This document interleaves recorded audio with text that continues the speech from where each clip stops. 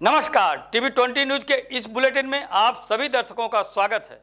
मैं हूं अशोक वर्मा। देश व प्रदेश की तमाम खबरें देखने के बने रहिए हमारे साथ।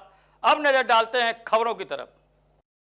हातिमगढ़ में नेशनल मिशन फॉर सस्टेनेबल योजना अंतर्गत किसान के खेत की मिट्टी परीक्षण के आधार पर तैयार मृदा स्वास्थ्य कार्ड में दिए गए संस्तुतियों के अनुसार जैविक एवं रासायनिक उर्वरकों के संतुलित प्रयोग से उत्पादन, उत्पादकता, मृदा स्वास्थ्य, मृदा उर्वरता तथा कृषि आय में वृद्धि हेतु चयनित मॉडल ग्रामों क्रमशः रानी की सराय विकासखंड की ग्राम पंचायत सराय हाजी, पलहनी विकासखंड की ग्राम पंचायत हलुवाड़ी एवं सठियाव विकासखंड के काशीपुर ग्राम में एक साथ कृषक प्रशिक्षण गोष्ठी का आयोजन किया गया।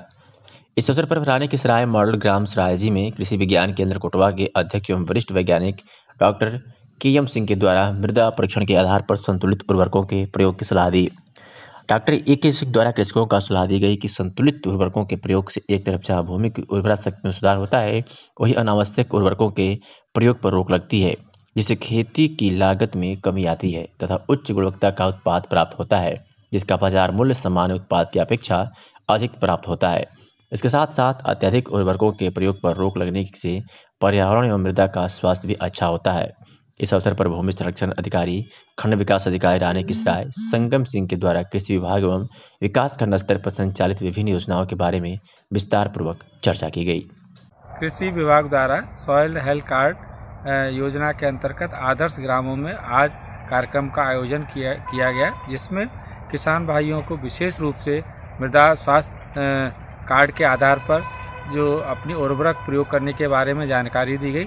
जो किसान भाई जिनका जो मृदा स्वास्थ्य जांच हो चुकी है और अपने कार्ड के अनुरूप अगर अपनी फसल में उर्वरक का प्रयोग करते हैं तो उनकी लागत मूल्य में काफ़ी कमी आती है। साथ ही साथ जो अत्यधिक मात्रा में उपयोग करने से जो ज़मीन के अंदर जो हमारे उपयोगी जीवाणु हैं जो नष्ट हो रहे हैं उनको रुकावट होगी। साथ में जो हमारी जो लागत मूल्य उस पर नियंत्रण होगा। किसानों को जो किसान इसको जैविक विधि से करना चाहते हैं, जैसे नत्रजन उपयोग करने के लिए आपको ढैंचे का प्रयोग करना चाहिए, एसिटोबैक्टर है, एजोटोबैक्टर है, और साथ ही साथ जो हमारी दलहनी फसलें उत्पादन के लिए हमको जो है ना राइजोबियम बैक्टीरिया का प्रयोग करना चाहिए।